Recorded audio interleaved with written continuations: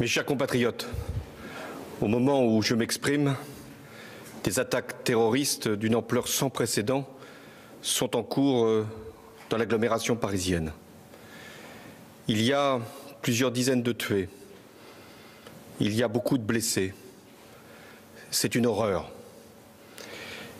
Nous avons, sur ma décision, mobilisé toutes les forces possibles pour qu'il puisse y avoir la neutralisation des terroristes et la mise en sécurité de tous les quartiers qui peuvent être concernés.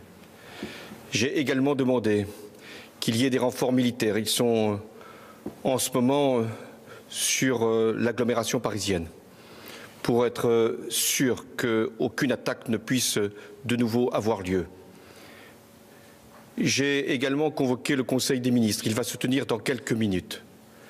2 décisions seront prises. L'état d'urgence sera décrété, ce qui veut dire que certains lieux seront fermés, la circulation pourra être interdite et il y aura également des perquisitions qui pourront être décidées dans toute l'Île-de-France. L'état d'urgence, lui, sera proclamé sur l'ensemble du territoire.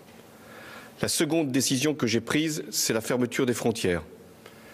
Nous devons nous assurer que personne ne pourra rentrer pour commettre quelque acte que ce soit.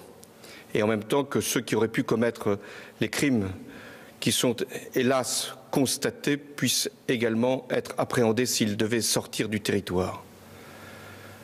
C'est une terrible épreuve qui, une nouvelle fois, nous assaille. Nous savons d'où elle vient, qui sont ces criminels, qui sont ces terroristes.